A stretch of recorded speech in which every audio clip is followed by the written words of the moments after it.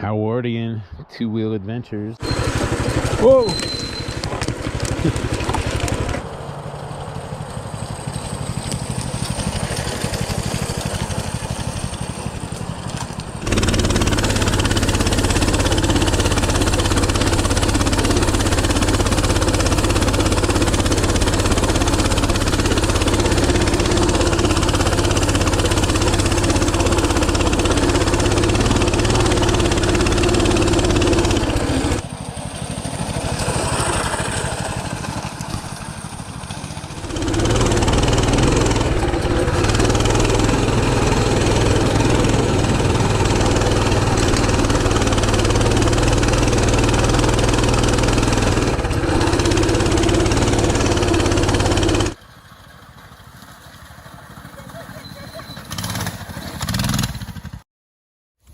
Howardian motorcycle adventures.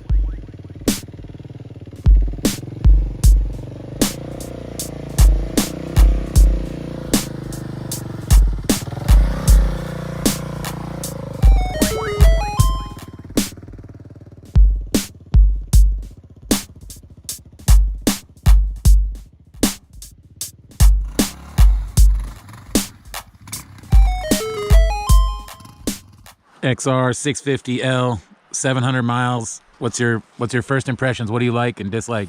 Shit, nothing to dislike. It's a little tractor, a little hog. I'm just grinding, push, push, push. It just crawls over everything, down in the ditch, back up on the road, anything you want to do. I guess that's the idea. I mean, I don't know. I go slow, I go fast, have a good time. Little bit of trouble with the battery. Yeah, I just have wiggled it loose apparently because the connectors have become loose and I have to fiddle with it with my fingers to get it started every now and again. Not a big deal. I just don't carry tools or anything. That's how reliable this son of a gun is. Well, there's your tool bag right there. There's my tool bag. Yeah, I got my wallet and stuff in there, but you know, I'm one of those guys that I don't even carry a screwdriver. Do just fine with the products I choose for the most part. Well, you're up here in the snow. Where are you at? I'm up here in the Capitol Forest, beautiful Capitol Peak, right around the corner. Kind of an endless wonderland of just joyous trails and roads, and what's up there and where does that go? And have you gone down there before? You know, that kind of shit. Whoa, yeah, it's nice up here. I love it. Yeah, as you know, it never gets old. Day like living looks a little different with the snow. Always a little chance of snow up here lately. That's good. That's fun. Yeah, you were saying no bike likes the snow, right? You seem to like the snow. Motorcycles and snow, it just seems like a bad idea, but you know, for the right person that's willing to try it with the right bike and the right skill level, yeah, it's fun. I like cruising around in the snow, like you were saying. The Rokon is the way to go, but so is this. You know, fuck it. Well, yeah, I agree. How much does your XR weigh? 350 pounds with a full tank of gas. 350. That's nice. Yeah, air cooled. Man, thinking about it, I thought that seems heavy, but it doesn't. It's not heavy at all.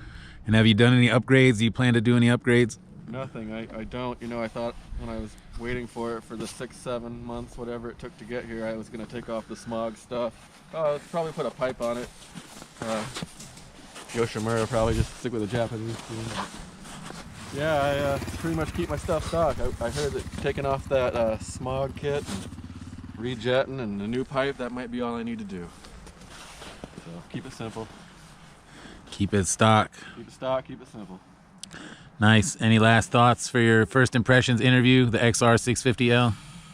Not at all. Well worth the wait, and I wanted to get another one. I should have got one to ride and one to hide. They're that cool. You want to keep one around in the closet for your kids or some shit.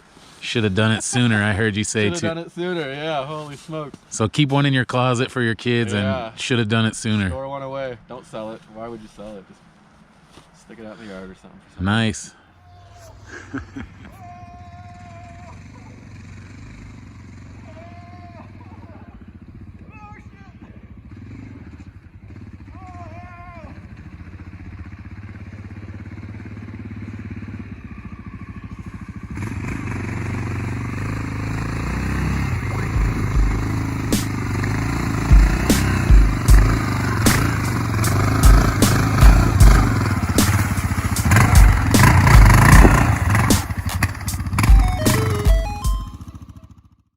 Howardian Moto-Vlog here at Carline Beach, and that was the sheriff headed that way. luckily. Let's see what we can see. Beautiful Northwest. February the 28th. And it is icy and snowy, so we decided to take a motorcycle ride.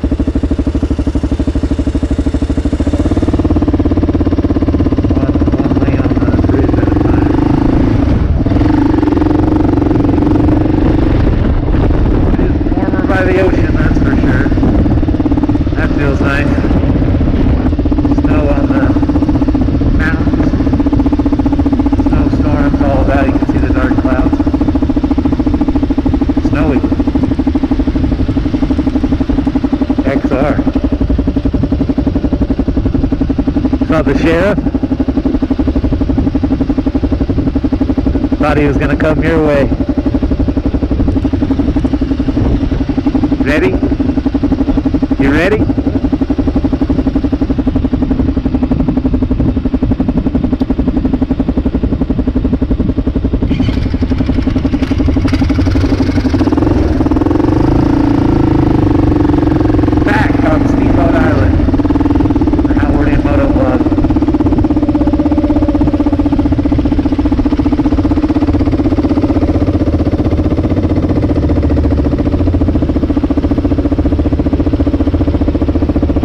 Beautiful little island.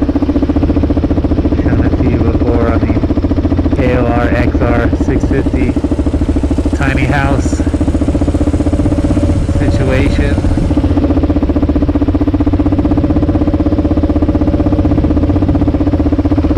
The mufflers are like echoing really interesting on all these little houses.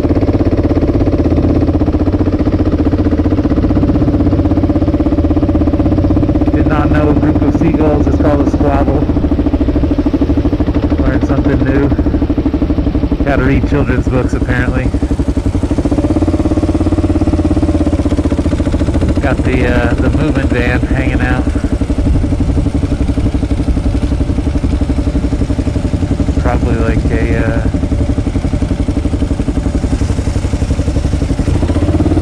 Amazon worker. Because they rely on Amazon. Ooh, look at that, fun times. Spending a fortune on blacktop.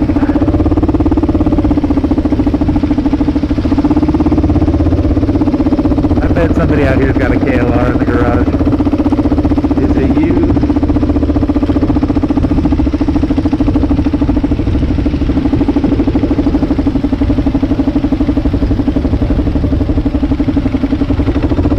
Reluctant waivers, we call that.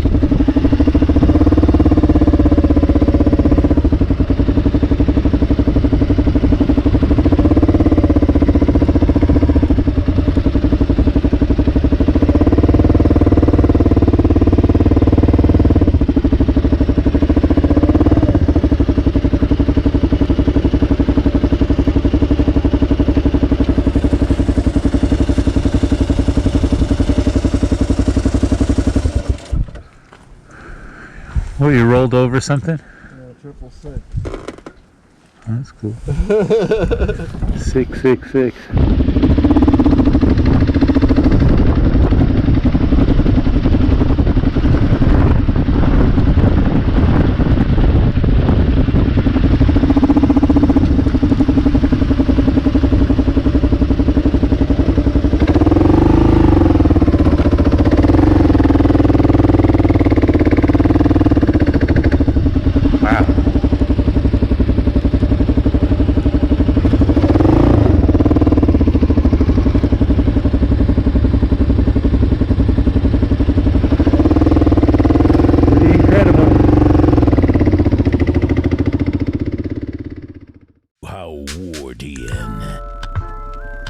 What is happening, y'all? It's Ian from the Howardian Moto-Vlog, and you're watching The Trail That Started It All.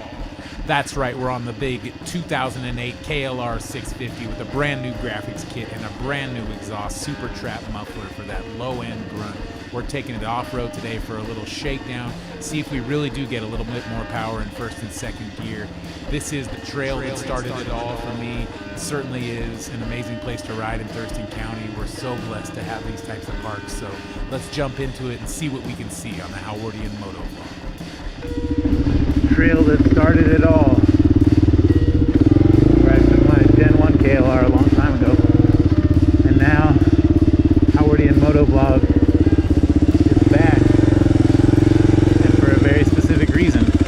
I got a super trap muffler. Meant to give me a little bit more of a low-end run. I wanted to test it out back here at Rock Candy. And so far, I gotta say, I'm really happy with the results of the super trap. I did a new graphics kit for myself as well, designed and printed. And this line, never seen that line before. It's interesting to see this stuff in the dry. Like, you know, we've had a real dry spell here in Washington State, so nothing is mud bogged, which makes for a pretty different scenario back on the Rock Candy Trail. It looks like some trail building has been going on too. There's some gravel and some heat moments.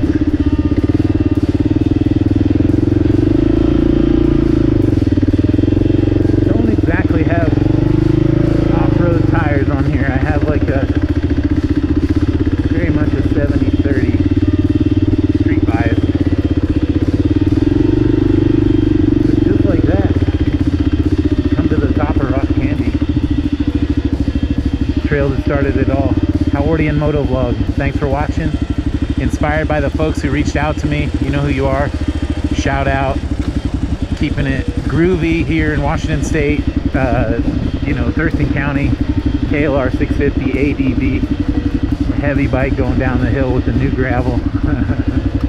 Howardian Moto-Vlog. We're signing off, y'all. Thanks for being here.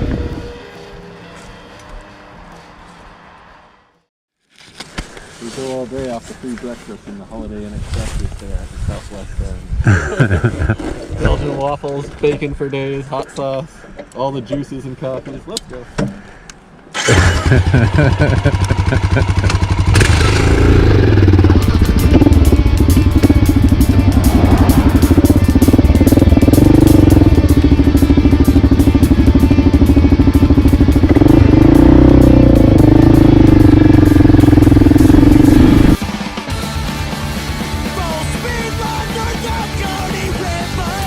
Howardian Moto-Vlog. Let's go.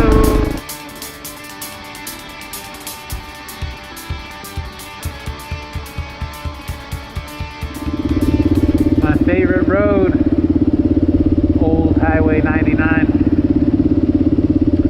Part of my routine road riding areas, so I always feel so lucky to come through here. Today's special, I get to show someone else this cool little sunny area. On a sunny day, this is a really special road to get to ride down. And when you get to see something through somebody else's eyes, that's always all that much better, right? An A-frame back there in the woods, I always love that A-frame. Howardian Moto Adventures, Moto-Vlog KLR 650 XR.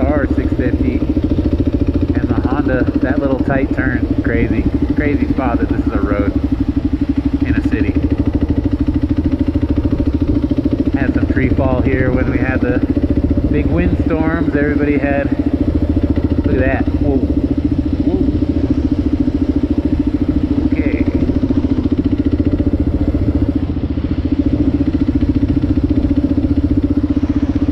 Some nice horses down there in the field. That's pretty.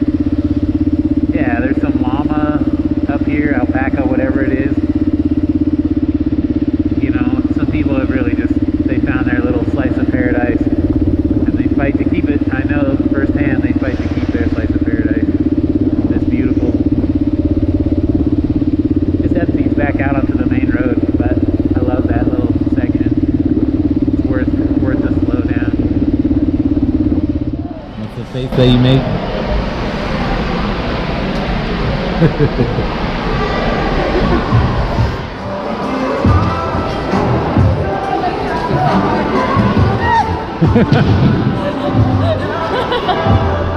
Come on. Rye Cove Park. Look at that sunlight through the trees.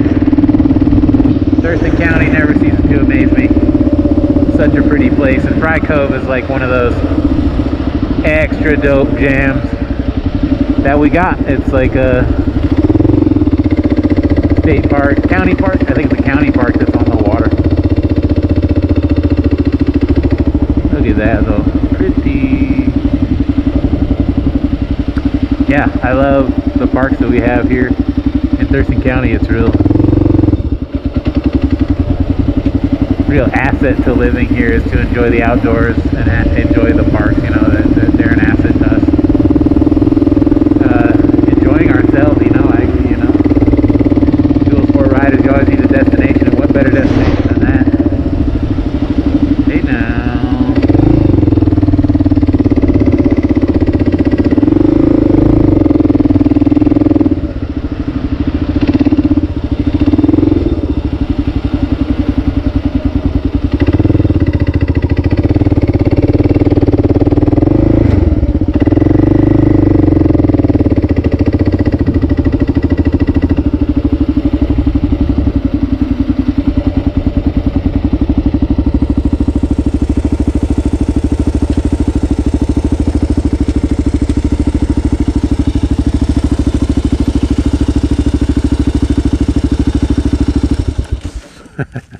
It's just this tiny little loop, Steamboat Island in the South Puget Sound. Man, it is nice out here. It's been a while since I've been to the actual island. It's teeny tiny.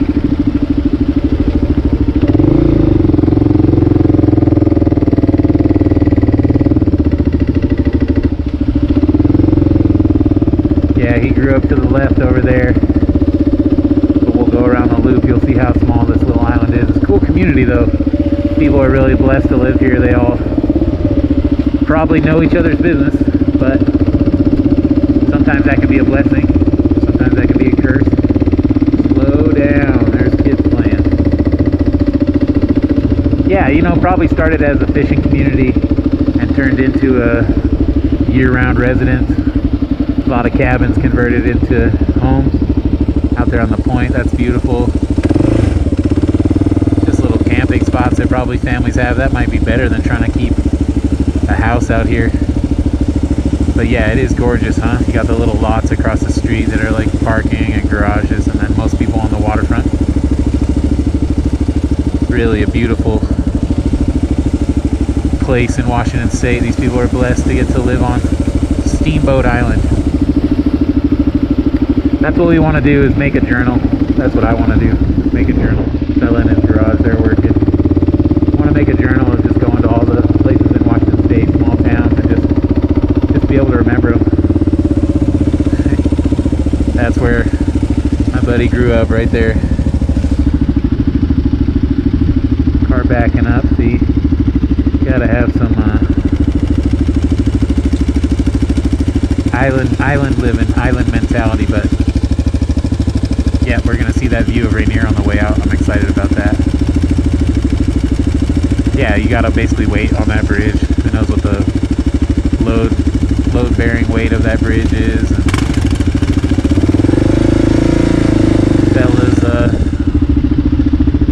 this out, but yeah, I'm excited to see this view of Rainier right here. South Puget Sound, Mount Rainier, Steamboat Island. That was it, y'all. Hope you dug that on the Howardian Moto-Vlog. Look at that. Not too bad, huh?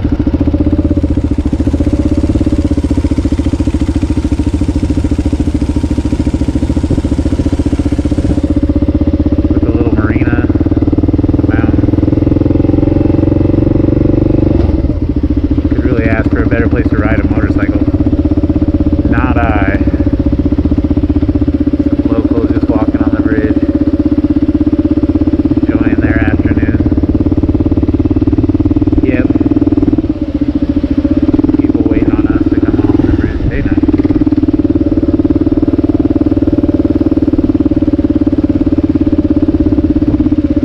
Could probably rent a kayak and go around in the summertime and see and circumnavigate the Steamboat Island. But yeah.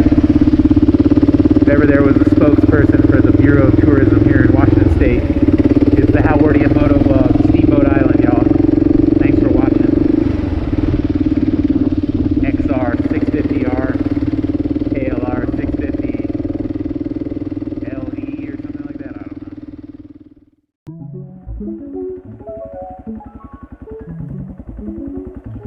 know. How you doing, Howardian fans and friends? Welcome back, and if you're new, welcome. Let's jump into it.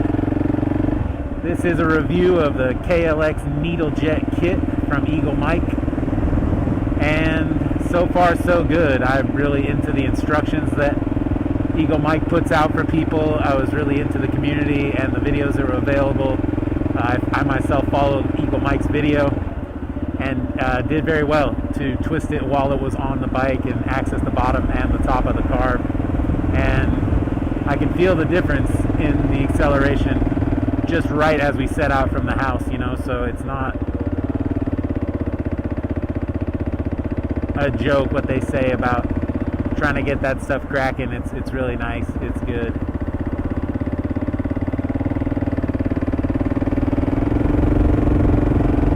Like there, nice snappy throttle response in 5th gear. The bike itself sounds a lot better, which I think is cool. That's a serious plus in this scenario. The KLR comes out kind of sounding like whistly and like a little bit poppy. Normally right here on decelerization I would have popping, and I'm not hearing it today, so maybe it's like seating itself in better and feeling a little bit better. But yesterday when I put the KLX kit in, it was really popping.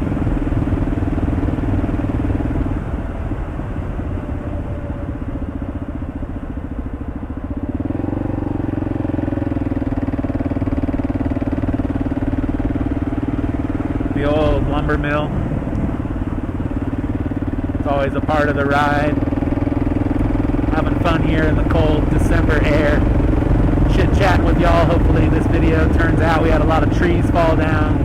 We had a lot of snow fall down, so it gave plenty of time for a few motorcycle projects to get mailed to us and to get them onto the machine themselves. So the instructions were pretty easy to follow, but also just took it day by day because it was fun to do little bit by little bit.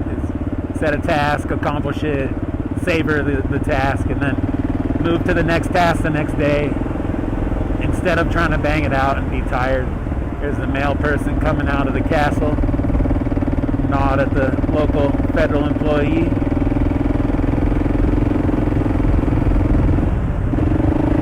Wintertime lake dwellers. Look at that beautiful view. Got some people walking, got some people driving. The walking sticks out.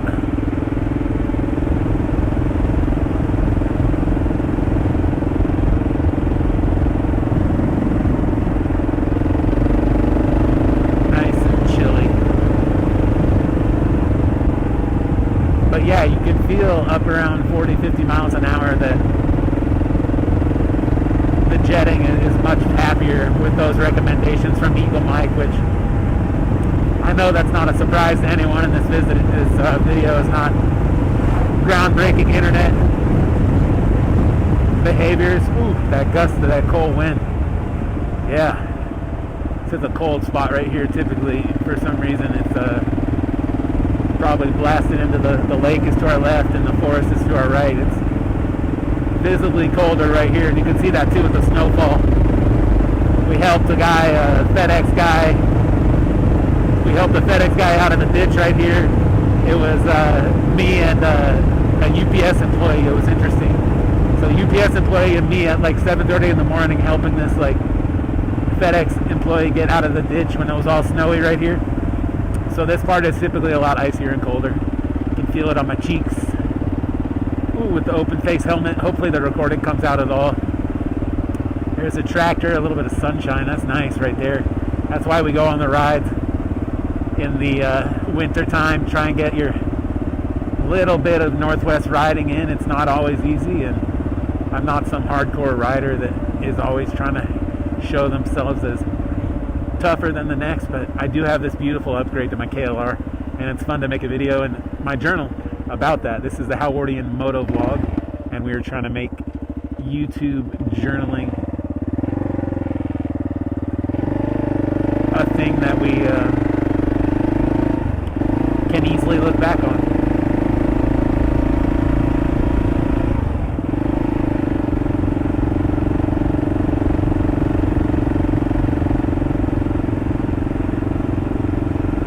Look at that. A little bit of that green diamond clear cut. There's a taste of what they do in timber country. The slag piles that they're never coming back for. We got folks in the back of trucks hanging out. Some funny out in the country stuff. All that nice rock they just left there piled up. They're never going back. They put stumps in front of the gate that they used and there's a water, there's like a pond in there, just like, yep, it's good stuff. Not a single tree left. It's alright though. Open up this needle and see where we can go. How more do you maybe?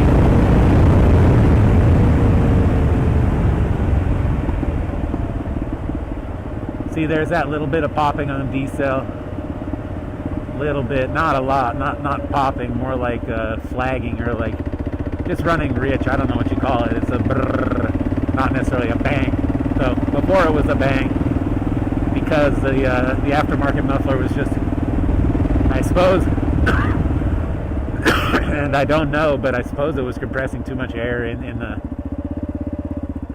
pushing back too much air. We'll go this way around the lake. What that mower did to those.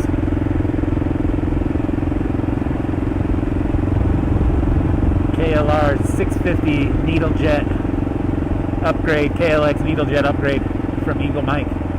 Doing the review.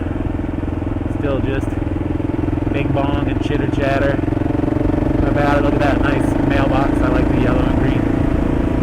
But yeah, she opens up nicely. You can feel it. When we finally do get it on the highway, it'll probably happily sit at 70. Which is what this bike is. It's more of a highway bike. It's a fully fairing off-road vehicle, which is cool in my opinion. You know, that's like still my opinion. That's not new on this channel, but that's what we talk about here is that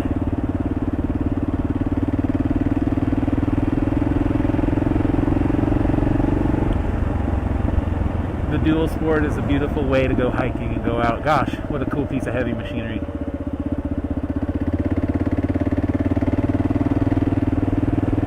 Another walker. They tend to wear the fluoro vest around here. That's good. A little wave to the friendly neighbors hood situation. Thurston County, Olympia, Washington. Engine braking and no popping on D-cell, which is nice. I don't know if it's like high-speed D-cell, but I have to find that and tune it out on the muffler, and that's what my goal is. I popped off the spark arrestor last night and took a look at it and just trying to figure out, take these corners slow in the winter. It's nothing nice around here. It is chilly. I know it looks like the roads are clear, but they are pretty wet. had this bike in the woods yesterday a little bit, and I did feel the needle jet affecting the off-road riding capability, that I had to rev the engine higher to move it through situations, which that's fine, that's good. I would like to tune that up a little bit too and find a way to make my low end match the high end situation that we have going on with this main jet. So just slowly on the journal journey, trying to learn these little bits of information about ourselves and about the machines that we like to maintain and fix and play with. Cool community. If you're down there, if you're out there, reach out. Tell me what you think of the KLR 650. Another fluoro. Neon is the theme today. I'm glad I have on neon gloves. That's been the theme. Must be waiting on the school bus or something like that. Climbing up the curves on the KLR 650. The Kawasaki Lone Ranger. More hiking sticks. There's a lot of themes today on the road. There's a cool beach I went to down there at some point. Forget where exactly. Somewhere.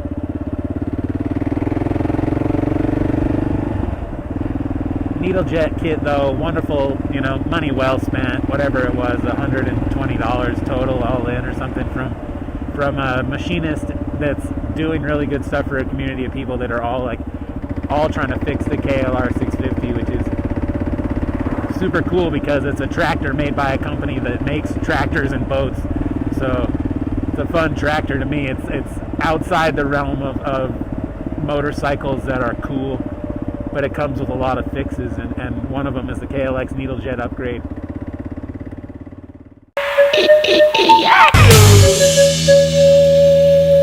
Dear God, please kill me now.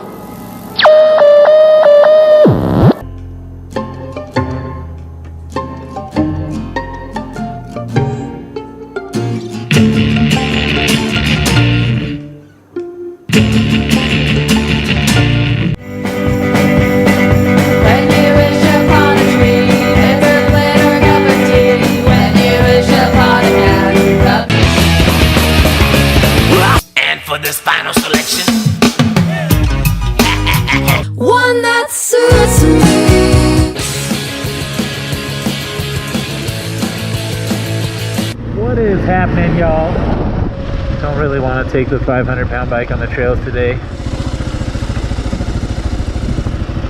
Like, these are nice, flowy, easy trails that happen through here in the Capitol Forest. I've been to the top of this one too, but I do like this spot a lot of times. There's that view. That's what I knew it would be worth it on, you know, every like clear day here in Washington State is a real gift. There's the Puget Sound. There's Mount Rainier.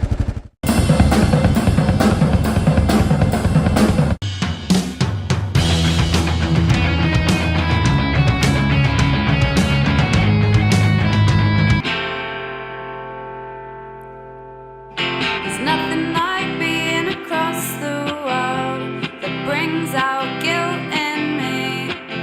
'Cause I'd rather be lying in bed all day. I'm driving down your street 'cause I feel lonely. And Handing me a lonely conversation. Was it tomorrow will be like today? Tomorrow will be. Oh, bent egg. So if you like bent eggs and the motorcycle and two-up adventures on the trails and sunsets. Like those ones over there, they're really tall. They're taller than the ones that are over here. No. Look at that shadow. That's cool. Jumbo. Ooh, listen to those rocks dinging off the plastic skid plate.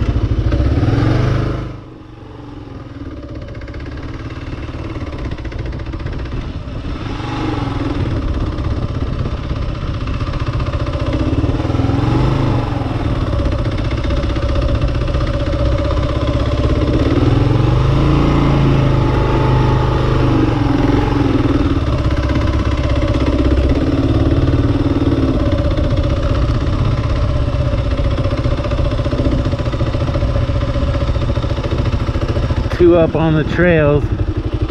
It's usually so wet through these sections. and disgusting, but it's dry in the summertime, so we can come back here 2 up and check out the trail shape of conditions. They seem to be in pretty good condition. This is the spot where I've been submerged before. You gotta take that high road. Gets kind of deep right there. But not right now. Right now it's fine.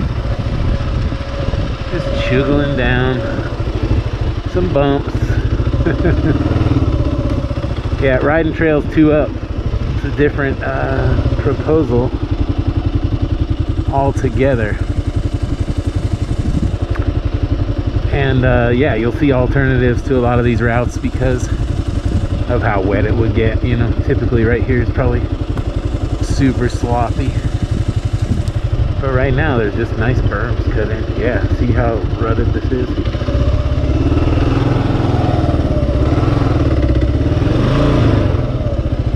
The Devil's Club, you gotta watch your head.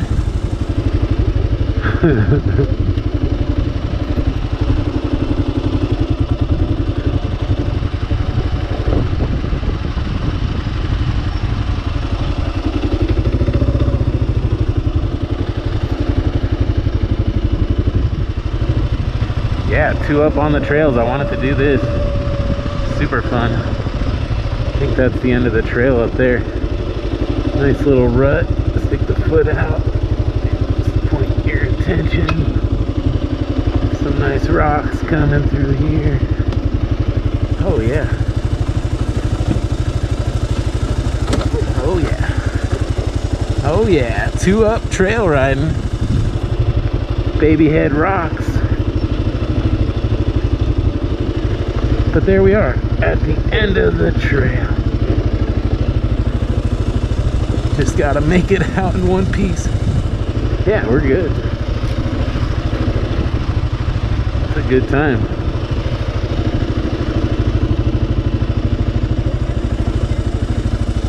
Feel like I'm in Crash Bandicoot. Yeah, me too. What is happening, y'all? This is the Bonanza kit bike Predator 212 clone build. Got this on Craigslist, and the fuel pump seems to have been fouled out. So guys get these cheapo fuel pumps, and once they're bad, they're bad. They're not rebuildable. So they step them down with this little plug.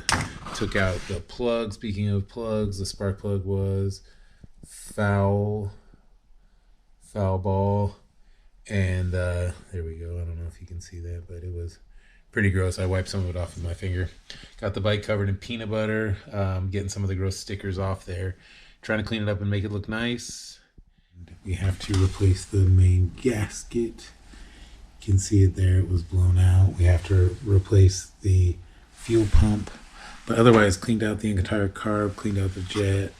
Got the throttle cable working, got the brake cable working, installed the patch, the Death Skull Fire Eyes patch. Got a new spark plug for it. Pretty excited. We'll see where it goes, see if we can't get it to fire up. Also adjusted the chain tension, which you do by moving the entire engine. Pretty funny. These wheels look kind of nice. I think they look pretty cool. I cleaned up the wheels and was looking at them and thought they looked pretty nice. The welds are, you know, there's a couple spots. Brand new fuel pump came, brand new gasket came. So we're gonna dig into this bike and see if that fixes all the problems. Hopefully there's not a lot of problems with this 212. Oh, and I think I showed you, but we installed this with the Super 77. We put the patch on the seat to cover the burn mark. Give it that. Okay.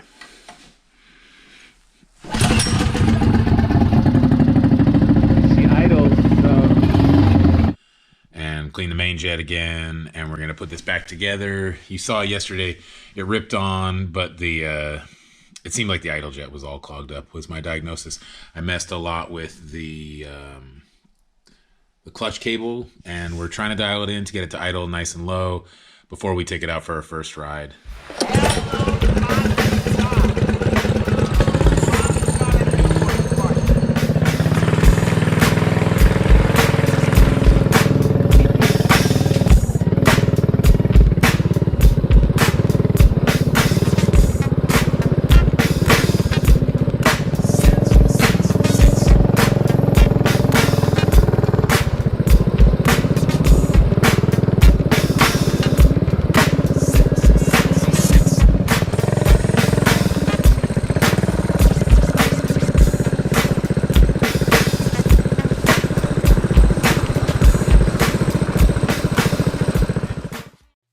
Howardian Moto Vlog. Let's jump into it. 2-up adventure to Elma, Washington. There you see Bun Bunnerson, and here you see Ruby, the KLR 650 from 2008. Let's jump into it. We're on the Mokshahelis Road, cruising down sunset on the Mokshahelis on the KLR 650.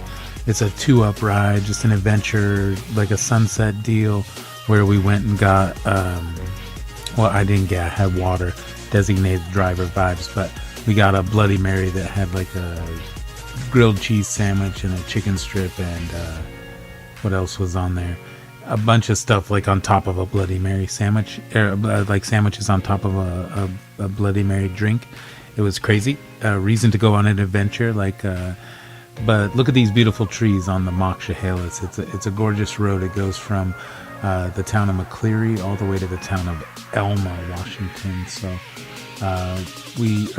Malone. It goes from McCleary to Malone, and then from Malone we got onto Highway 12 and went up to Elma at that point, and that's where we got the like cluck, some type of Bloody Mary that had like cluck in the title, which cluck is a bad thing where I come from, but cluck in this term of this drink is what they call it. So yeah, we're still on the Mokshahelis. I really enjoy the light in this video and like all the beautiful trees.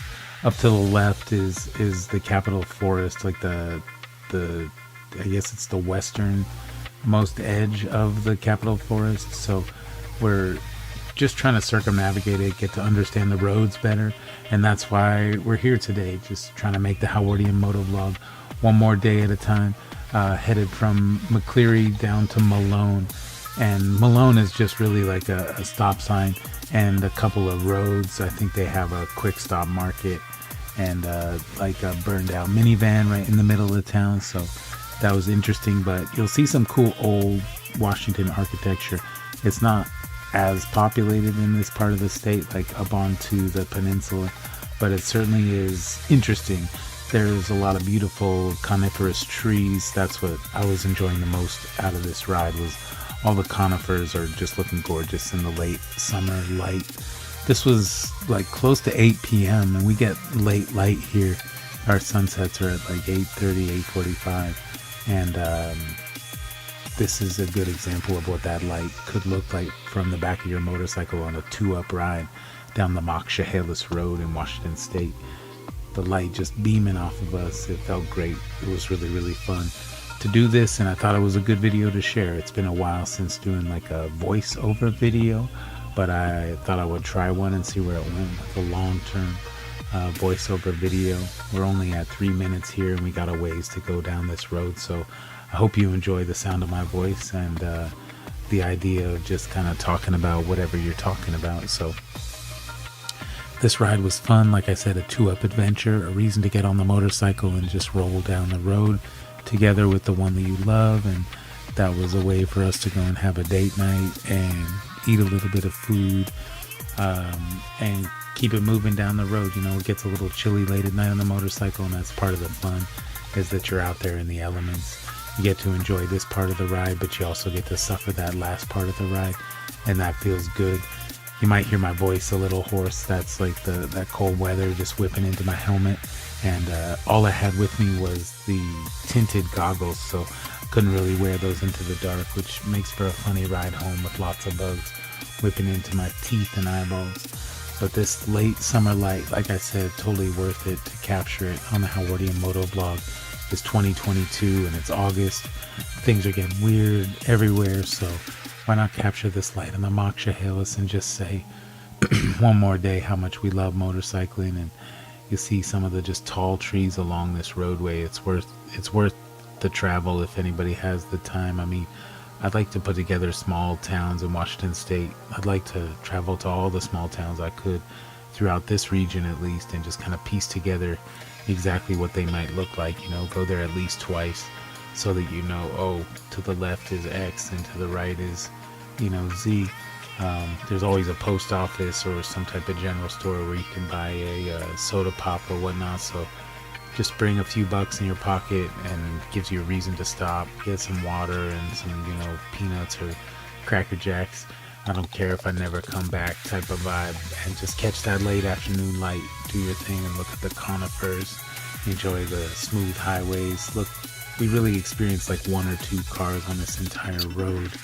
It was pretty wild. It wasn't until we got on Highway 12 that you started to see people trying to go 75, 80 miles an hour, and that's, you know, that's just their prerogative. That's not the end of the world. In Washington State, we got people on highways going real quick, like, and especially the summertime, you got to be real safe and kind of just watch everything that's going on around you, because everybody's got different priorities in the summertime as to their travels on the different roads. So it wasn't until Highway 12 that we got on there and really saw some people kind of cooking and making us feel like, oh, I gotta actually watch my speedometer instead of just enjoying the lights so much. So with a 2-up ride, it feels really good to have these type of no destinations.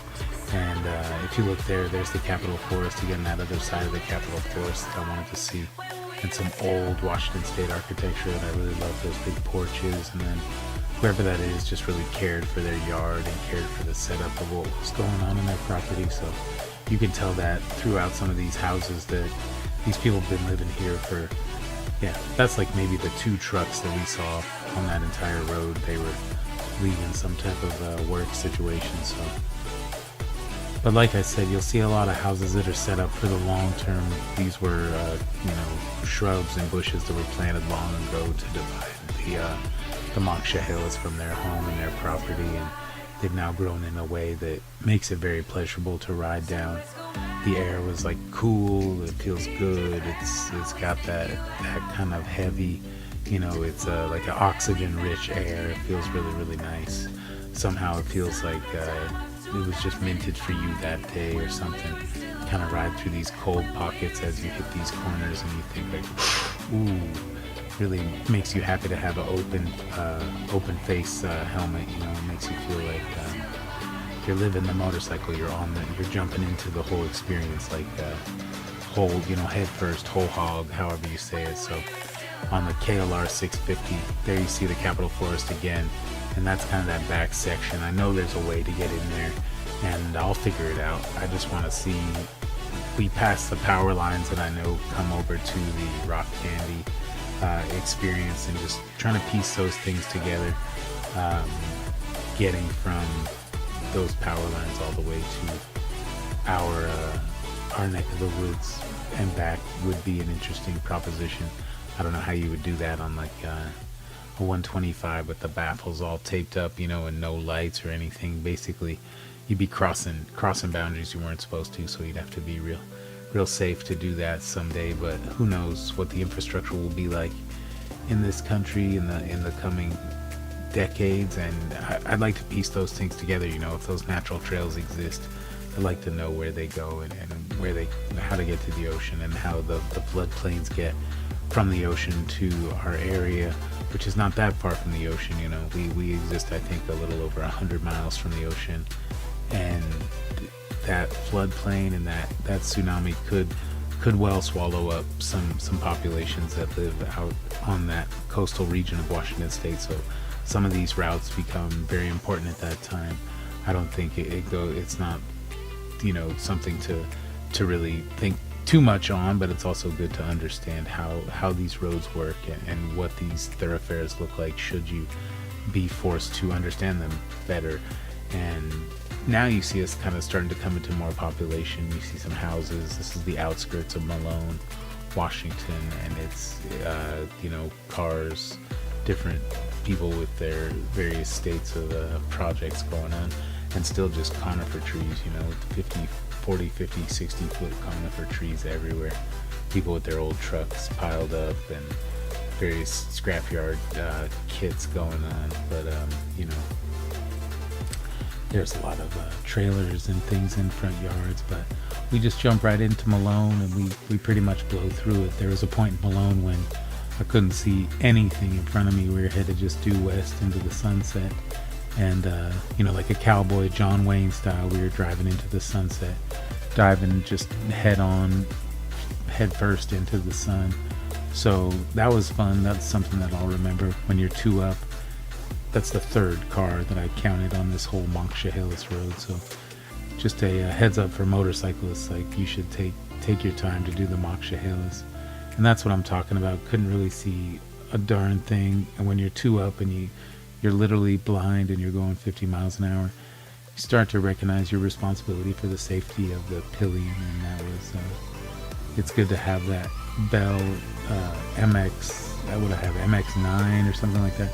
The Bell helmet that I have has an adjustable visor, you know, motocross style, so you can get your visor down and use that against the sun.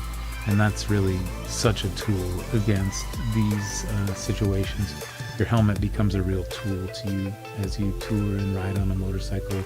Your windscreen, you know, and that's where I think you can spend $600, $800, $900 on your helmet. So that's where branding and the shape of your head really come into it. Yeah, that was a point where I just couldn't see a thing. This is the Malone Highway 12 interchange, and we're coming up on Highway 12. There you see the right-hand turn. That's Malone right there. It's got a little store and a couple different roads back behind it with some housing. Just old Washington State architecture, which I think is cool. This is Highway 12. Excuse me. This is Highway 12. It's where it starts to pick up into a faster pace. It's nice train tracks on the left. Sun was setting through the trees across the kind of valley and some of the farmland below. It looked really nice. As you would expect, oftentimes you can't do justice to these types of scenarios with a GoPro video or a blog of any kind, but this is what it is. This is Highway 12 cruising through Washington State in August of 2022, August 22nd that is, so it's 8/22/22. That's the sun right there. It's a beautiful life giver. It's been growing plants on our earth for eons and eons, so we hope that it continues to burn. Had a funny conversation while I was in Illinois recently, and in that conversation we presupposed that the moon would turn hot and begin to cause a double light speed version of global warming. So oftentimes when things would start to go tragic, when things would start to turn for the worse or turn into a tragedy, we would say, well, no one expected the moon to turn hot. And, you know, what if any small bit of our solar system is thrown off in any small way like that? You know, science fiction has built its many constructs off of these type of there you see me flipping off a political sign. This world is charged to go into its political chaos soon enough, and it behooves me to keep my calm in those scenarios, but I also like to express myself with my middle digit from time to time, harmlessly of course. There the sun is just chattering through the trees on Highway 12, and it was really fun. Started to see more cars passing us by, and we enter Elma, Washington. There's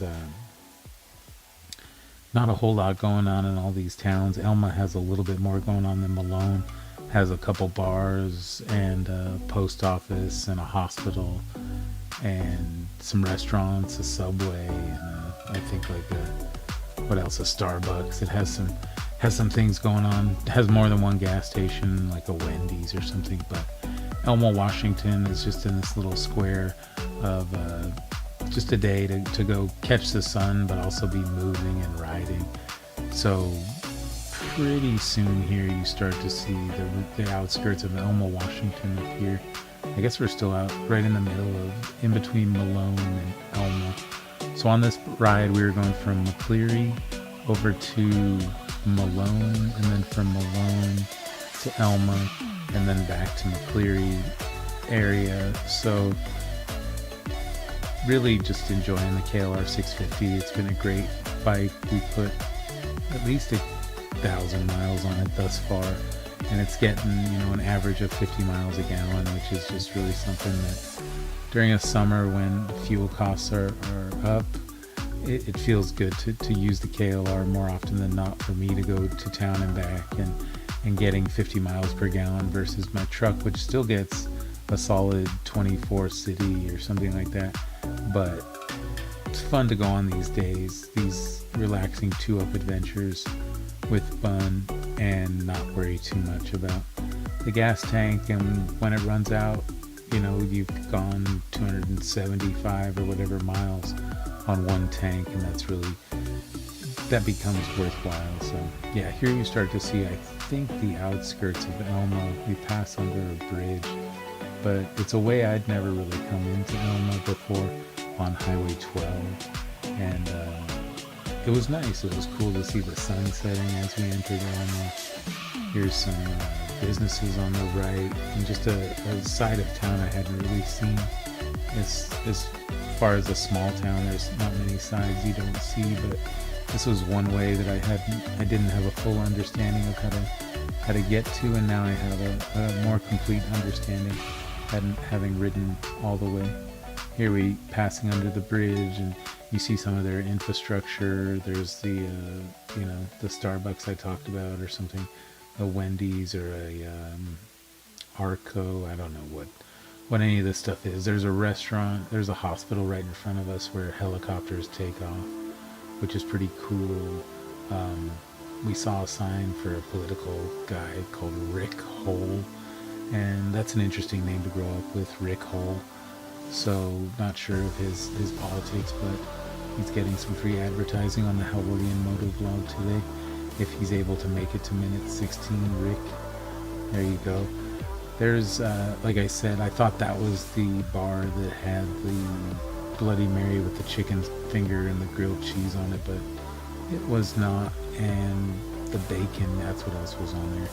It's kind of underwhelming in the end, but this is the old main road, I think, into Elma. It seems like that new road was built, or that bridge was built as a means of like a hospital infrastructure or something, but I'd never taken this old road, so kind of cruising over this bridge. It's the bridge I've always seen.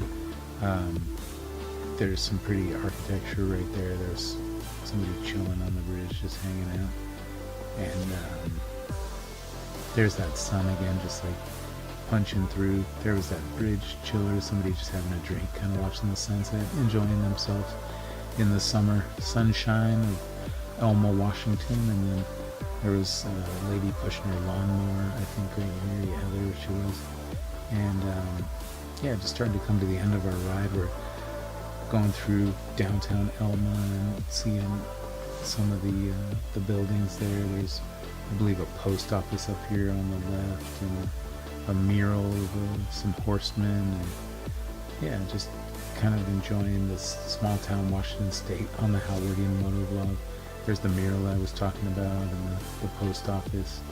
Yeah, just want to get more into cataloging small towns in Washington State, and this is Elma, Washington. It's one place I've certainly enjoyed going to and have a better understanding of, and feel I can share and talk about now. So this has been the Howardian Moto-Vlog. We are cruising from McCleary to Malone and over to Elma, and then headed back to McCleary after we got a strange Cluck and Mary and Cluck and Mary, something like that. It was like bacon, grilled cheese, chicken strips, all like on skewers with olives and spicy peppers and stuff, in this like beer stein that had Bloody Mary in it. It was weird. Anyways, Howardian Moto-Vlog. One more day, summer living, doing this 20-minute situation, and see where any of that gets us. Thanks for sticking around. Have a good summer. Bye.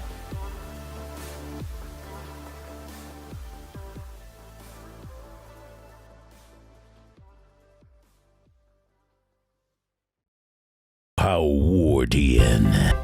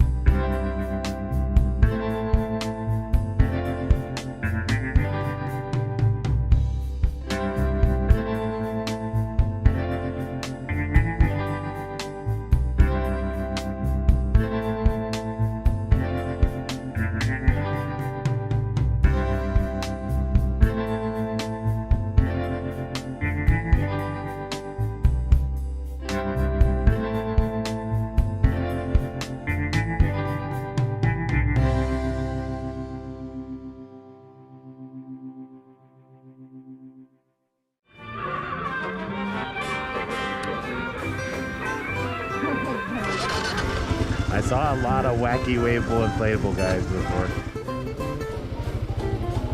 That was it. No Southern Ferry for me.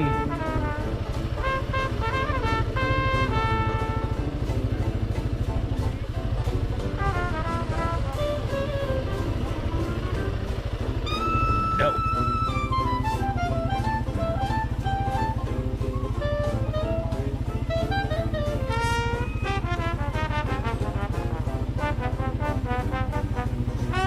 Going off-roading. How's that? A little better, huh?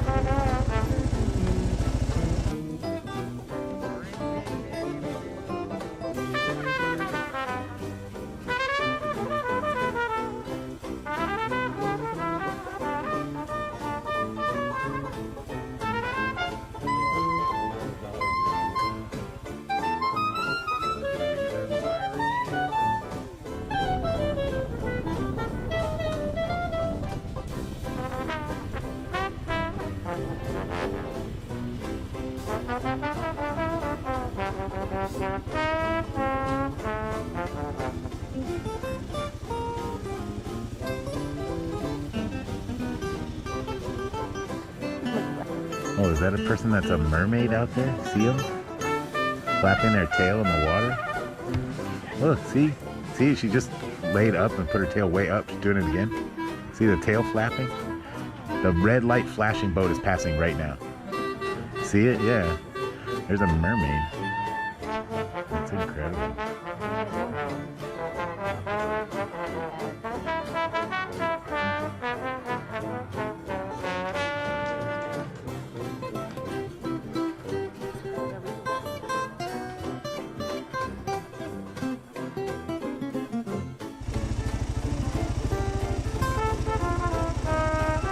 They really put it on their A game on this side of the lake, I gotta say. They're in the swing. The smoke is going up. It's right back over Tom Sawyer back there.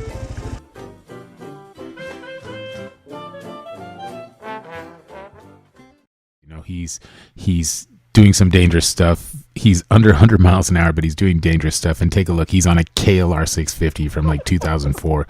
And maybe he's going to get off-road. I hope he would. That would be his best chance for this. But right now, Chips is chasing him on a Harley-Davidson V-twin, which is absolutely hilarious. If you know anything about bikes, the KLR single cylinder will lose every time in any type of race. It is slow to build power. It's a total pig. We have no idea what this guy's wanted for it. We just had to rush over here in our helicopter because in Los Angeles County, putting car chases on television is just #1 priority for some reason. So this time it happened to be a KLR 650, which I think is just hilarious. That's like, it's just clown stuff. So I invited some of my fellow news broadcasters to come in and like take a look. I thought they'd think it was funny. You know, normally we see guys on like GSXRs running from the cops and they can smoke them. If they have any type of engine in their motorcycle, they can get away. And, you know, if they can get it to a parking garage or into a tunnel, there's ways to get away from the cops on a motorcycle, and the cops know it. This guy would have gone off-road, it would have been great, but, you know, now he's got helicopters on him and he's just riding around normal freeways. This guy's screwed. He's on a KLR 650. The fact that he's going 80 miles an hour is still sketchy on that bike because chances are it has some type of off-road bias tire. And look at him. I mean, the dude is hauling down LA freeways. I mean, that pavement is in pretty, I know. It's... Someone intercepted that. I could not. I hate you. Yeah, the only buddy following him is Skyfox. That's, you know, we're keeping an eye on it, but, you know, they asked this guy to get the sheriffs in there, but Chips is doing it in this case. LAPD and Chips are, you know, we'll see. They can't put out spike strips for him. You know, it'll screw up their bikes, it'll screw up his bike, it'll kill him, hurt other people. So they just basically stay behind him, and it's entertainment. The cops know it. The news copter knows it. I mean, he's going 80 miles an hour, and he's maxing out at 80. It's hilarious. There's nothing they can do. They can't really stop him, you know. There's no way to, like, you know, pit him in any way. It's just ridiculous. There's nothing that can be done. But still pathetic of this guy, you know, like I'd love to hear an interview with this man and hear what he was thinking when he started booking it from the cops. And has he ever been successful? running from the cops on a KLR 650. I want to hear that story too. So if this guy's out there, hit me up in the comments. You know, he's going through downtown LA, just speeding through. He's getting to the 101 interchange and the 5. He's just like hitting up the center lanes because he's probably going to switch to the 10 or the 101. You know, a lot of people live right in that area of Los Angeles. He's probably like getting close to his house. You know, he ran from East LA and all the way down to Long Beach and back. And now he is, yep. It looks like he's making a right turn onto the 101 freeway there in Los Angeles on his KLR 650. What a joke. I wonder if this guy's clown shoes make it hard to shift the motorcycle. I'm not sure if his giant clown shoes are even able to. Maybe he just has those packed on and he puts on boots, and then when he gets there, look closely, there he's got his squid helmet on and his 04 KLR 650 with the sun faded red plastics looking like rose pink. It's just rattling. Bolts are flying off that thing at 80 miles an hour. It's just an absolute like comical show. That's why I thought this react video would be an important addition to the internet. Yeah, those officers are good riders. They're trained. They know how to restrain themselves. Look at that, just mesh of freeways, just booking through downtown LA, those tunnels and stuff. See how yeah, I mean, these guys are trained. They have to train the way that they train with their weapons. They do with their motorcycles. So they're good riders.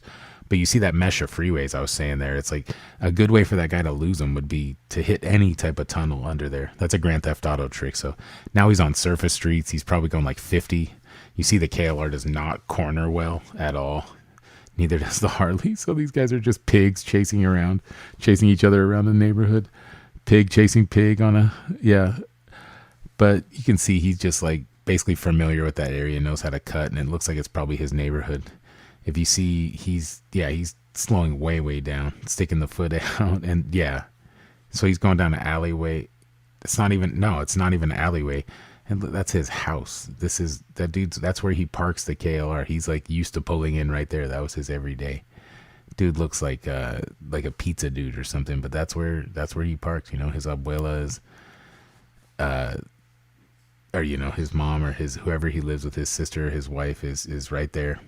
So Chip's throwing him to the ground. You know, true cop style. They're pissed. You know, you put a lot of lives at danger. They're screaming at him, but part of them is snickering though. You know.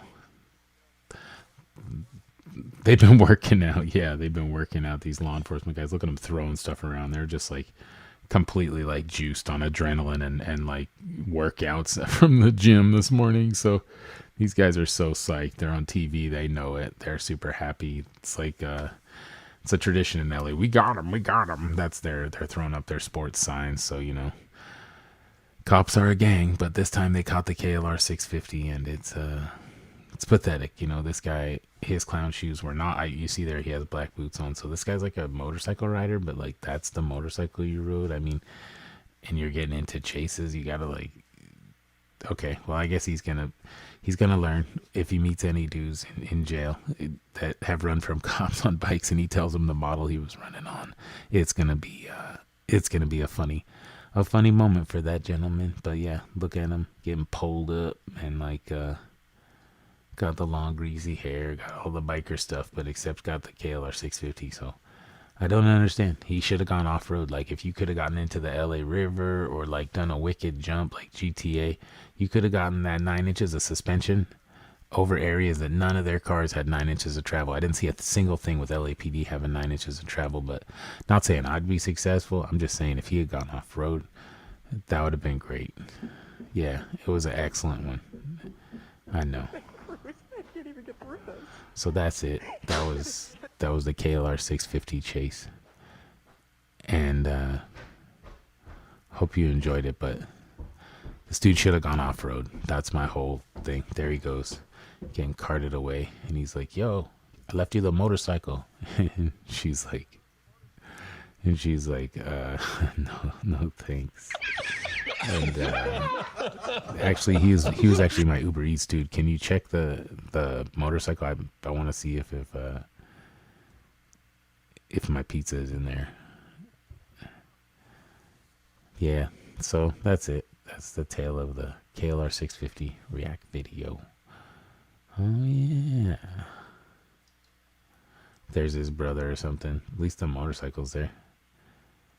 I don't know.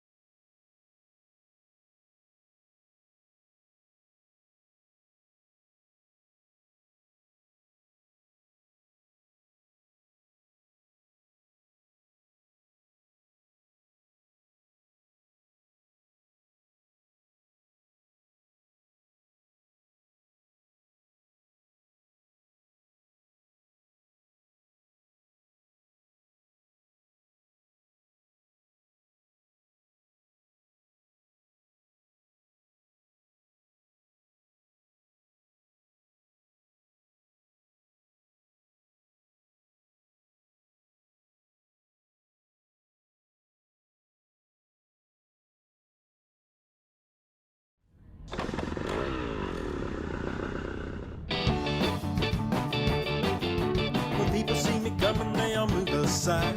Their mouths drop open and their eyes get wide. I'm riding on something they ain't never seen. It's a scratching, climbing, crawling, rolling backwards machine. I ride up in the hills and I'm long gone. I leave and wonder, what the hell was that boy on? 'Cause I'm a Rokon man.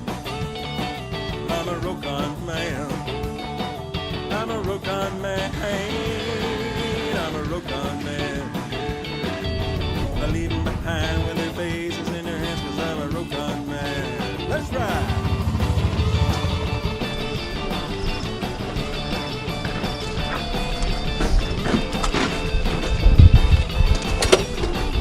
What's there, $100,000 worth of Rokon there? About 25 bucks.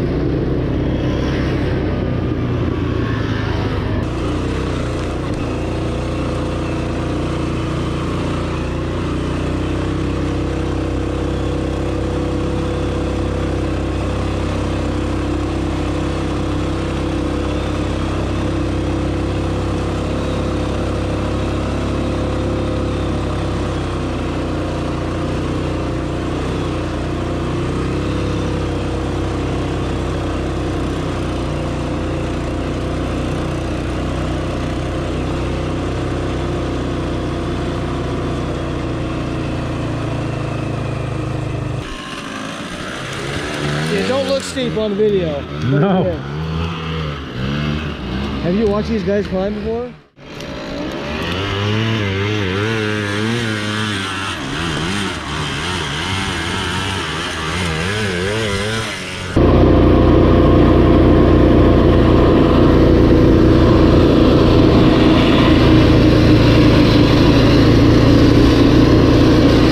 Everything good? What's that? Me too.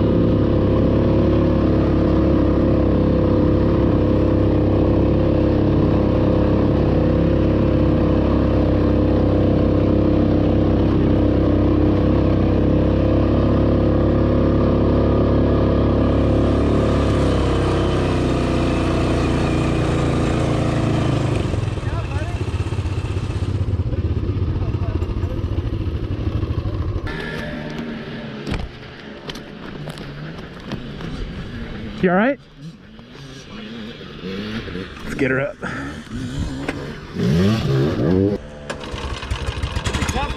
It'd be tough to hurt him. He probably didn't want to do this deal. He's like, yeah, get to that now.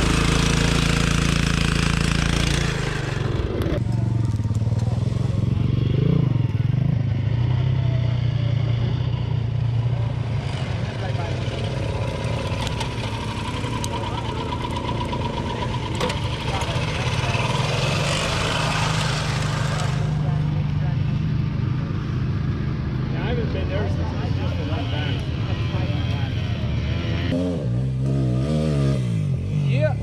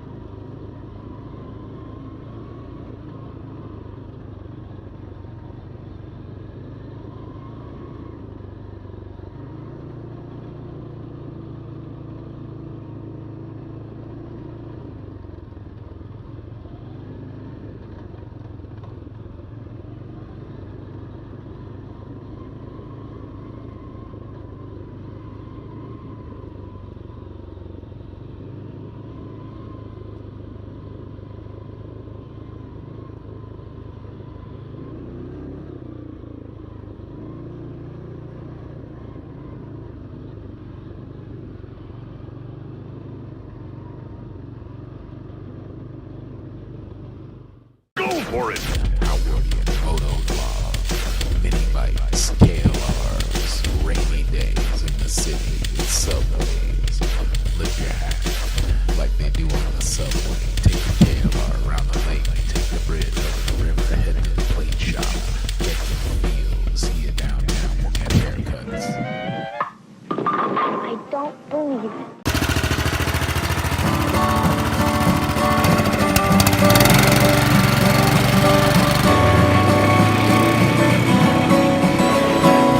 right out where the trails all end.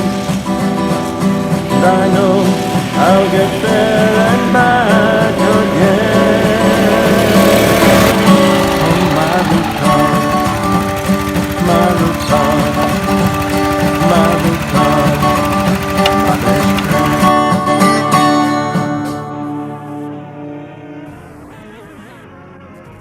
It's been a little while since I put a video up, so if you could press that like button. Getting on the highway in a little red truck to go get a motorcycle, a TTR 125L from 2006, about 5 or 6 miles away. Pretty excited about this TTR 125L. It does have electrical problems. The start button's not working. A little rough, but that's how we like them. Got the manual, got the title, got the bike on board. Check it out. Pretty cool. Of course, there's always a story with the bill of sale and the title, but it's this is Port Orchard, Washington. Pretty cool place, beautiful sunset, nice guy. Got a little bit of stuff for us to fix on the bike, some electrical issues, an issue with the starter, but it's gonna be awesome. It's gonna be a great bike. The bike's in a little bit of rough shape, but it's gonna be fun. It's gonna be great. I like them rough. We're gonna get these stickers off. We're gonna get it cleaned up tonight.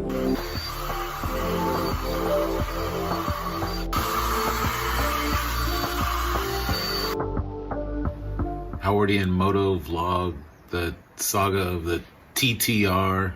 The ongoing saga of the TTR 125L from 2006.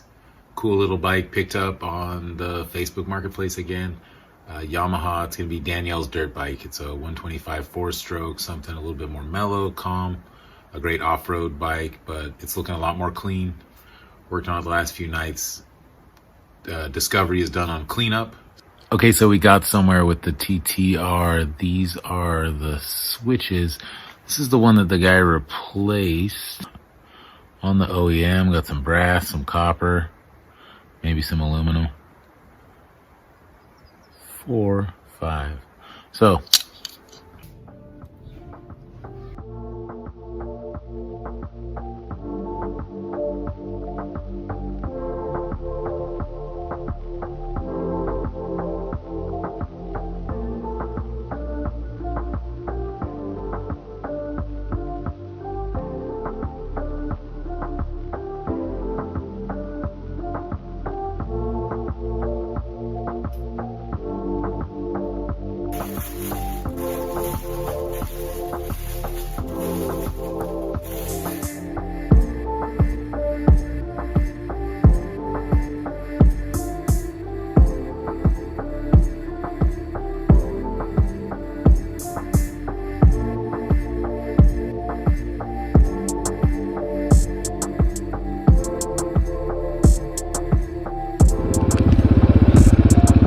dirt biking is cool. Definitely still need to do the valve lashing, but already proven to be pretty fun on the trail. Rear brake needs probably new pads.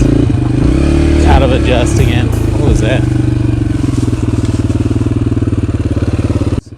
Feels like I could bolt the tank on stronger. That is what I lost on that trail. Son of a gun. Alright, I gotta go back for that bolt. Alright, let's try this again.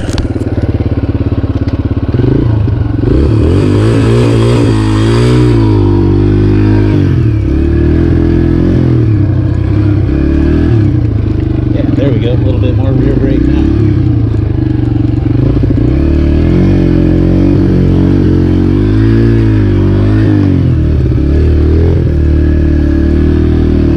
Mellow 4-stroke power back here on this trail.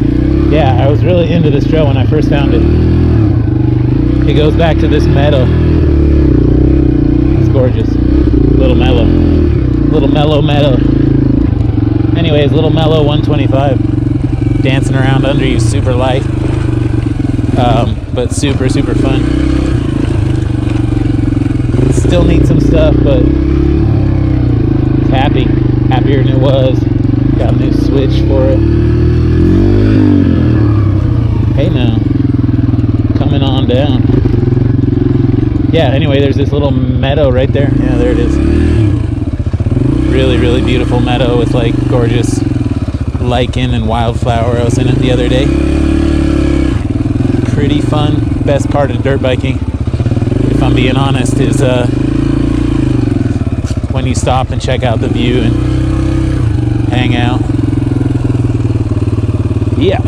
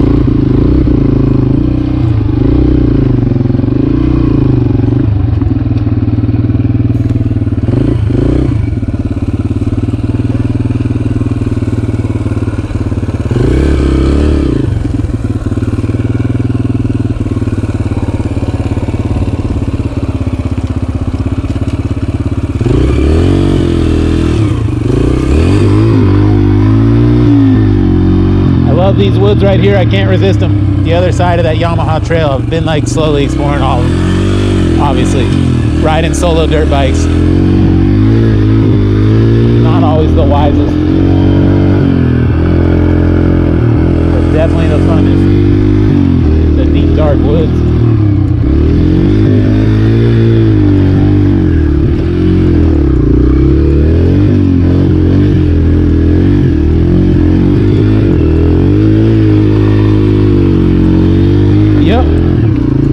That's that little part right there.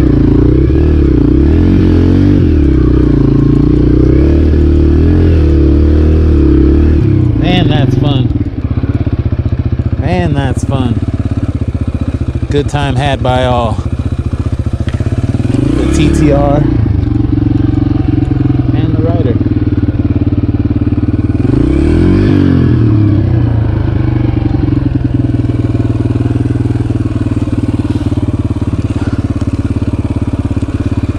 But seriously, some of the best part of riding a dirt bike is like when you chill and stop and drink some water. I didn't bring any water. Yeah, having a good time on the TTR 125L. A lot of homemade graphics. Feels like I could bolt the tank on stronger. That is what I lost on that trail. Son of a gun. Alright, I gotta go back for that bolt. Look at that, doesn't get much nicer than that as far as an ending to a little resto mod situation. Yamaha has made this bike for a long time unchanged. We got a 2006 model. We're hoping to teach a new dirt bike rider, bring a new rider onto the excitement of dirt biking, and this is the shakedown ride. Thank you guys for watching, and like and subscribe. Hope to hear from you soon. And Lucy likes to get loose on these forest trails. Look at that. Not too bad, huh, Lucy? TTR 125 by Yamaha, 2006, titled dirt bike. No such really thing as a deal on a motorcycle, but that's what you get with motorcycling right there. That type of situation, you know? Oh, you get to come up to your house, up from your house, and see stuff like that right there. Lucy doing great, showing us that she's not afraid. be a little off-road maniac 125.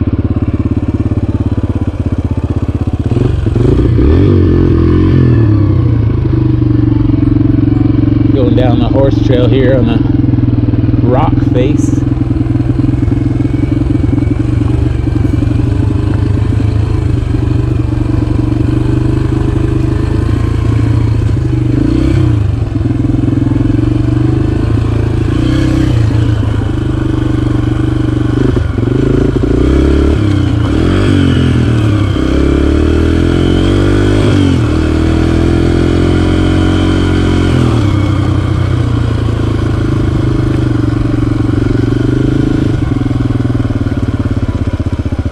Let's go back down.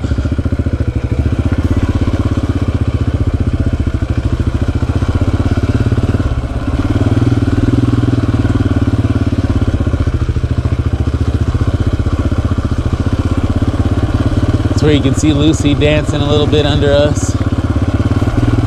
You see that spread of the tire there as well. It's nice. It's a great bike, honestly, the TTR. Stand up.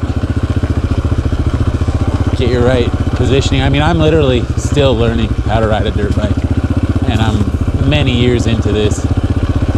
I'd say probably conservatively like 20, and still trying to figure it out. So coming back to the 125, it's a good idea. It's a good idea for all of us. Having some fun, headed up the trail right there.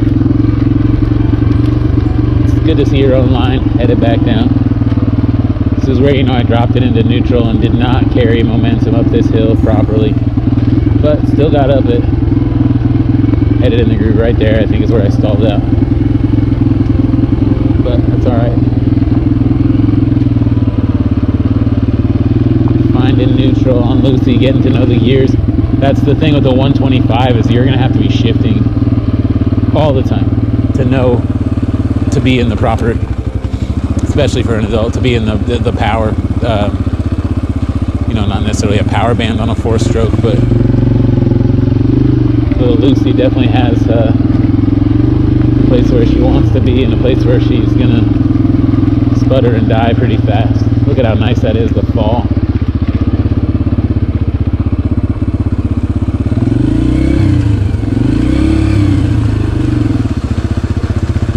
TTR 125, Thurston County, back in the woods, having some fun. Yeah, here I got him. Mushroom hunting on the TTR 125 on the top of the mountain in the Capitol Forest. Taking pictures of mushrooms and hanging out in the woods. With the Devil's Club. We learned about Devil's Club this week and how it was medicinal for a lot of people, a lot of the tribes in the Northwest, and we were learning about the Iraqan fern as well, and how that's a treat that a lot of people have when the tiny little budding ferns come out. So, Howardian Moto-Vlog. Let's have some fun. Fast little trail. Nice little burns to get into.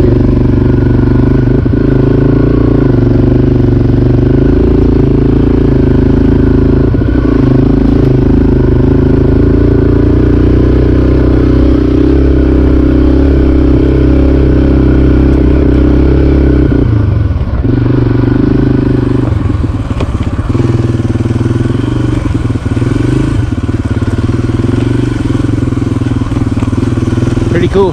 Steps down into this other side of this little mountain. But like I said, the mud goes primo at a certain point in the fall here in the Pacific Northwest. And you might have a few puddles, but mostly you got a lot of fun.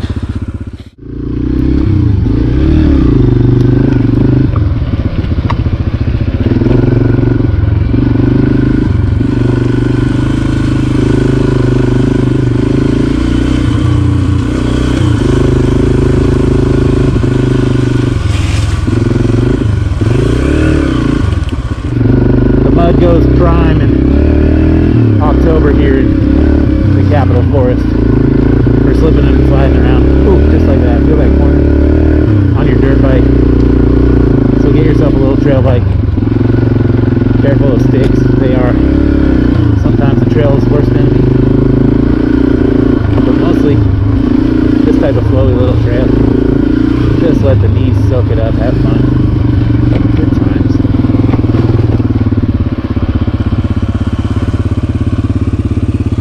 Those are the real ones. Look at that. Look how happy she is. Sean Trails, Howardian Moto-Vlog. Booyaka, booyaka. Yeah, here I got him. Yeah. And it's spiky. The Devil's Club.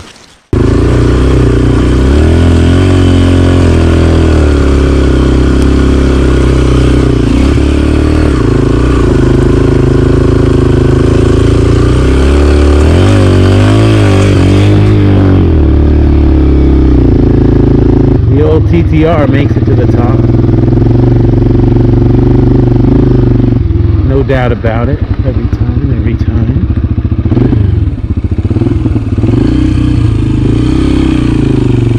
I wanted to peer around here for Sean Trails.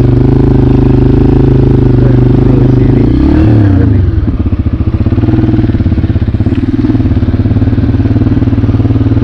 That was wicked fun though, staying in that line.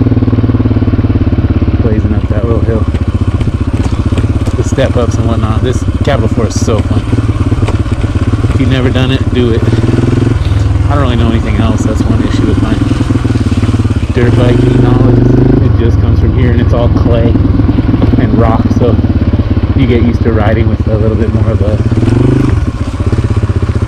savage approach, I guess. I have no idea because I don't know anything else. So don't take my advice on anything when it comes to dirt biking, except for it's super fun.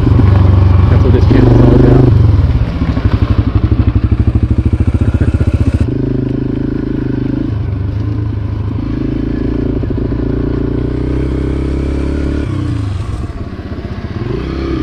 Whoa.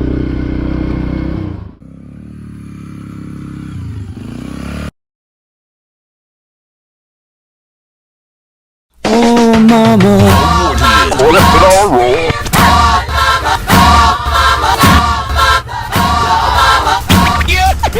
oh mama, I'm in fear for my life from the long arm of the law.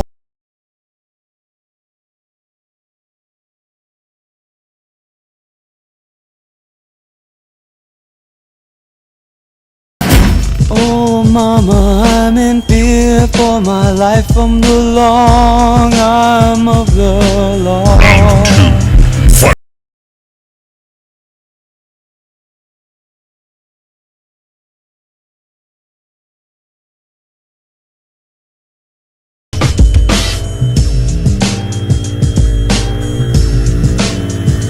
Much respect, Howardian Moto-Vlog, making it up to the top of the clay hill climb on a little 125 bike. You gotta find the right gears, and you basically gotta hit third gear, second gear, first gear, third gear, and then first gear all the way up that hill. So it's a series of complicated hill climbs. It's really fun, and it's, again, always just learning how to ride the dirt bike. Back here in Thurston County, the clay is unforgiving. The rocks and the roots are unforgiving. You will slip if you do not have the right line, which is fun. It teaches you to kind of just go for it and hopefully be a little bit looser with the rear end, which is a funny thing to say, but yeah, we're always happy to share videos with you. Dirt biking is a passion, so we're trying to get you to like, comment, and subscribe and share this video so that we can just get in touch with other people and have more knowledge of wrenching on dirt bikes and having fun with dirt bikes. Being a self-maintainer of the dirt bike, carbureted dirt bikes, which I love. Fuel injected, 4 strokes, 2 strokes, whatever it is. Rokon motorcycles, Chinese dirt bikes, Hondas, Kawasaki's, Yamahas, you name it. We're having fun on it. Howardian. What's up, y'all? It's Howardian Moto-Vlog, bringing you an experience about shipping motorcycles. This was just my experience, and I don't want to talk bad about anyone, so I took the names out, but here's my experience shipping a TW200. This is it. Palletizing the bike to travel. Pretty cool. A few moments later. Instantaneously damaged my shit. This guy right here yanked on it super fucking hard and blew it out. Seconds into being in the warehouse. 3 weeks later.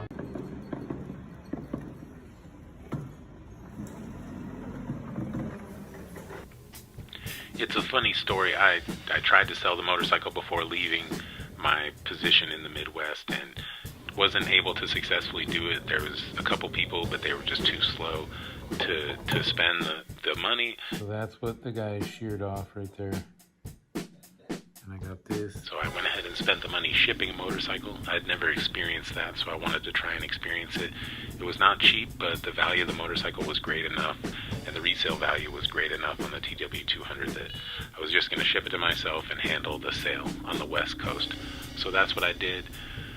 Headed down the rabbit hole of this whole idea, though, they did damage my bike right in front of me in the warehouse and then told me that in Tacoma, upon delivery, I would have to make the claim. Now, both people were kind. The warehouse attendant was kind, would leave his name out of it, and the warehouse attendant in Tacoma was really, really cool about it. But what he said in Tacoma was correct, is that they should have made a claim on the spot and paid you out. And this video, the reason I'm publishing it now is just as a service to other motorcyclists. Hopefully somebody gets something out of this. If you go to ship your bike, take really good photographs of it, take really good care to watch them palletize your bike, help them with your bike. If they let you in the warehouse, just be hands-on and make sure your bike gets to where it's going safely. Mine did not. It ended up being that they settled with me and sent me a check for the damage, and I have a friend with a shop, so I was able to get them to help me out with some of the paperwork needed by this large corporation to get my claim to go through. You know, you really had to do a little bit of number crunching to get the claim to come back as a check, and that's all right. And it ended up working out. So shout out to this company for shipping the motorcycle and standing by their word. I have nothing negative to say. I did not want to make a video slandering anybody. This is Howardian Moto-Vlog. Check us out. Like, follow, comment, subscribe. Hopefully motorcyclists get some out of this. Have a good night. Hey, what's happening, guys? It's Howardian Moto-Vlog, December 12th, 2023. This is a sunset ride to show myself and to show others, I guess, that the ride report is 12 months a year. Try and do the ride when the moss is nice and wet like this. Look how good that looks and feels. They're laughing at me, so I gotta go. Enjoy the video. Howardian Moto-Vlog, shoogling through the woods, wearing my dirt biking boots, so that I could be slightly more aggressive.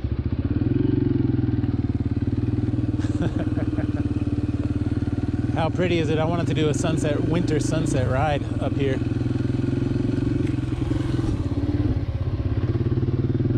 Get the TTR going. Shoogling.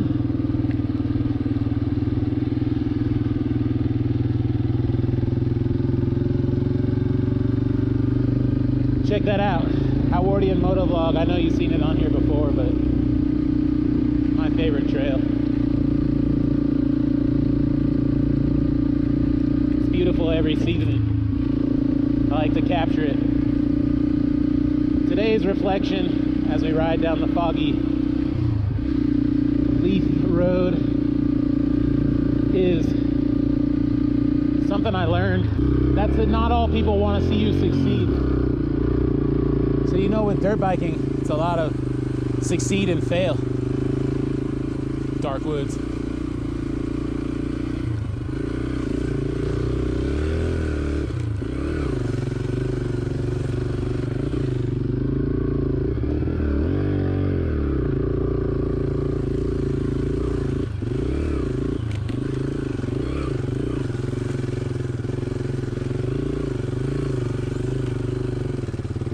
That's what I wanted to see, the winter sunset.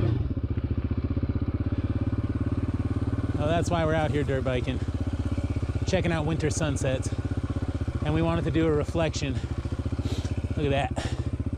What's it, December the 12th, 2023. winter sunset reflections. Wear your dirt biking boots, you can get a little bit more haywire in the weird stuff. I always forget and just wear my work boots, and it's stupid. Strap on your dirt bike boots if you got them. Safety.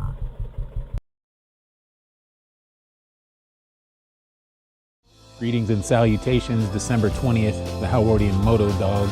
Oof. On the TTR 125 little trail bike. Reflection of the day is domesticity. Take care of yourself.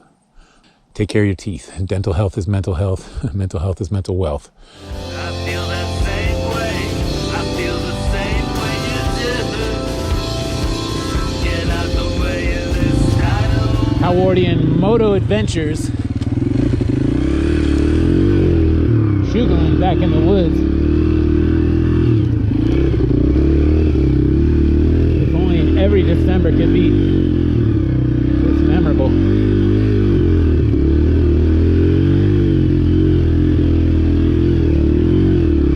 Yeah. This trail is super fun.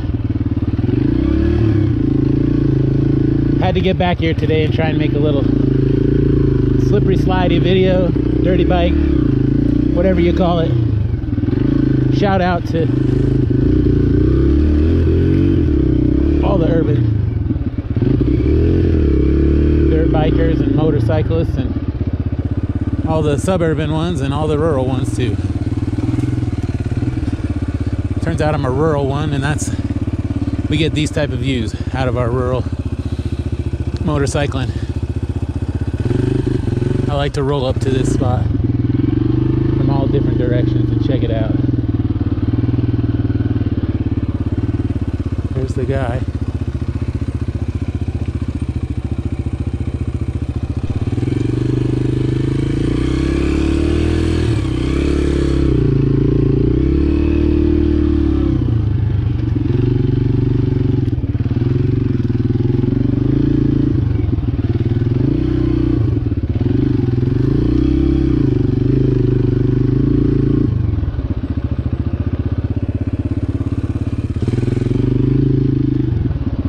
Back down this trail. I don't take it very often. It's fun. It's the first year. Little hill climb, and the downhill will be pretty fun.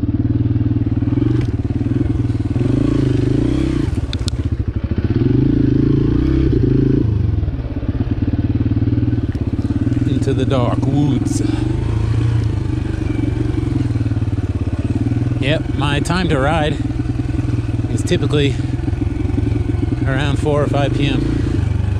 Finish what I have doing and get some time to find a little bit of dirt. And this December we've been super fortunate. It's been awesome.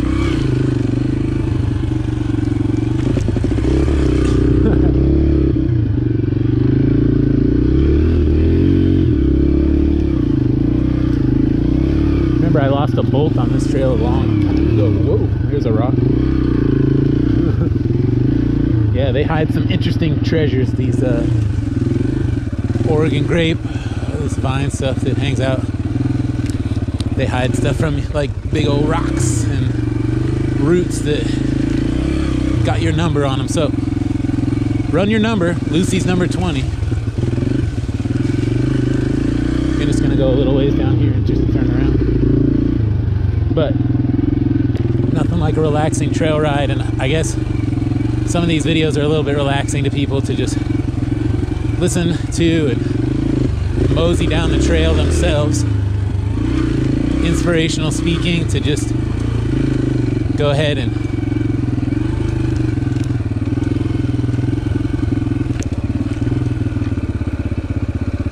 here's some nice ticking. Huh. Yeah, inspirational speaking to say that I don't know where I am.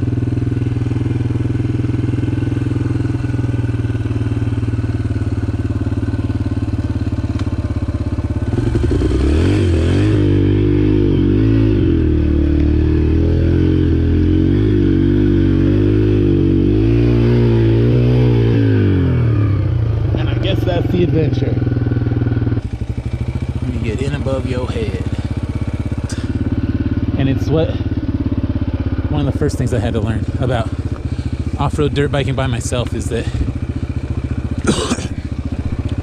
take on a hill climb that you don't know much about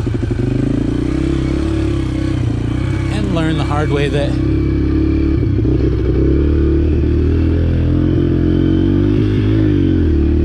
you're incapable of helping yourself. So try a couple times.